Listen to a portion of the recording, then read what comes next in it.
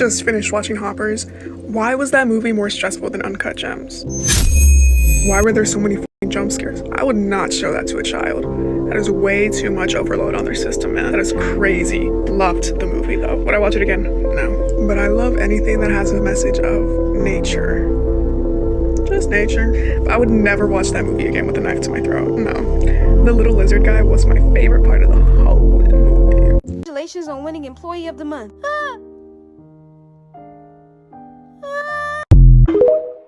Pixar putting out any good movie was not on my 2026 bingo card, and that good movie being Hoppers was also not on my bingo card. When the first trailer for Hoppers came out, I really didn't care at all about the movie. The first thing that made me curious about the movie, like just slightly interested, was I saw a poster on Instagram, I'll put it on the screen, and it was a parody of the Silence of the Lambs poster, and that kind of made me pause, because anybody who has seen that movie or knows about that movie at all is aware that parodying that poster for a children's movie is kind of a bold and wild move.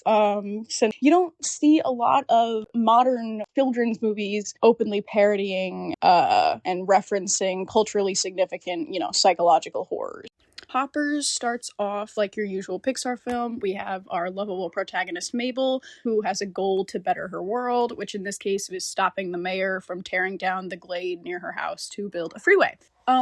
Pretty early into the movie, we kind of dip into some sci-fi elements with a plot revolving around these hoppers, where a human's consciousness can hop into a robotic animal. Some people online and even in the movie, they compare this to the film Avatar, and I do see similarities, but I'm not the biggest Avatar fan, and I can't make a compelling apparent comparison here about, the two movies. But from what I remember about Avatar, it's similar. The first half of the movie continues like you'd think, until, a scene where Mabel accidentally convinces a council of animals to hunt down and kill the mayor. They don't actually say kill, but they do say squish, and it's really easy to read between the lines.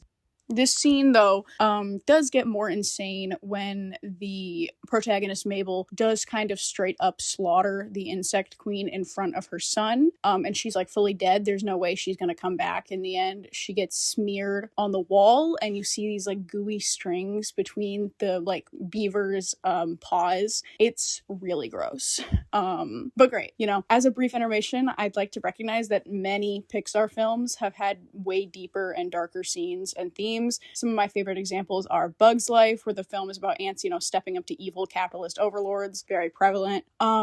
Or, of course, The Incredibles, which can easily be classified as an action drama film about a struggling family. It's not just an animated kids movie. I think even a lot of adults, when they come back to that movie, they find it more relatable and they really enjoy it more. Monsters, Inc. was about a corporation kidnapping children for profit, and even Cars 2, a crazy film to rip off here, because who watched Cars 2, had an opening scene where a car blew up and was burned alive. So, heavy stuff. So, Yapper, why are you trying to make it seem like these weird, intense elements in Hoppers are super unique? And it's not even that weird. Plenty of deaths happen in Pixar. I'm not finished. Yes, they aren't unique to Pixar, but Pixar has been sticking to a very safe, cheery theme, thematic genre in movies for the past 15 years. And that's not bad. It's not bad to have safe and cheery movies, but, kids, I don't know. I like the movies that are a little crazier, Just because a movie is for children doesn't mean it needs to be dumbed down, Incredibles is a perfectly fine children's movie, even though it has a lot of deeper meanings and themes in it. After the insect queen dies, Hoppers really starts putting its PG rating to use,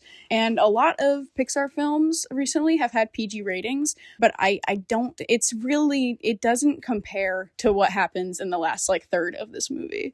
A group of birds bring out a shark assassin and attempt to squish the mayor, and this whole scene results in the car crashing off a cliff.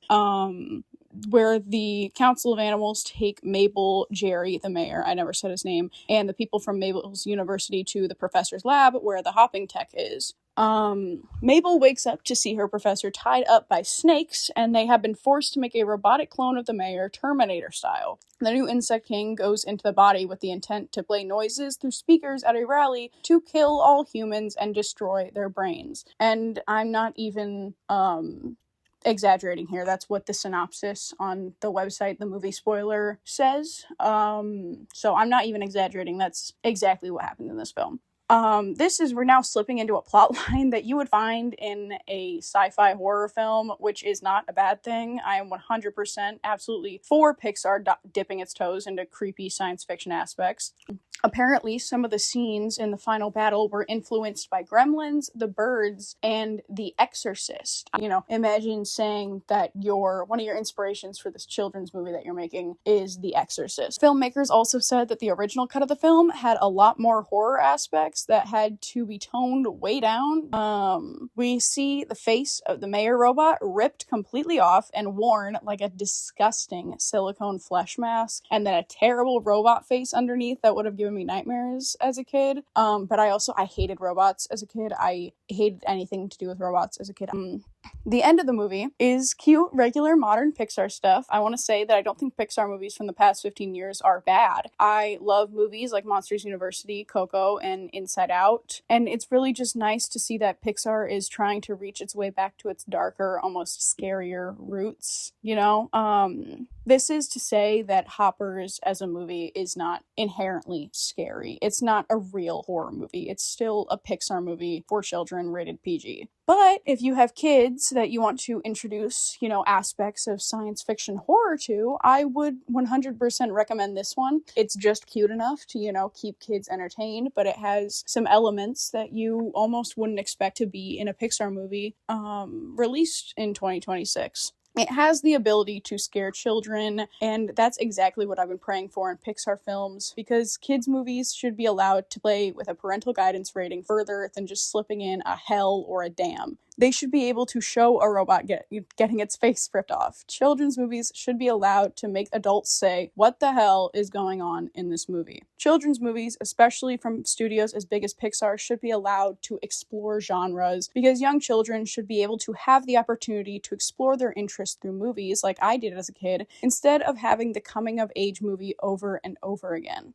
That's all I really have on the subject. It's a short one, and I'm sorry for not posting for the past few months. I'm going to try to be consistent through the summer and making some videos that I can save and put out when my schedule gets busier so I can have consistent posting. And I probably said that 100 times, but I actually will have some free time for the next few months, so once I get some ideas, I'll be posting. Thank you so much for watching this video. I really don't know what I'm talking about here. I just kind of wrote a quick script on my phone and started talking, but I really did like this movie, and I really think that it shows Pixar turning over a bit of a new leaf.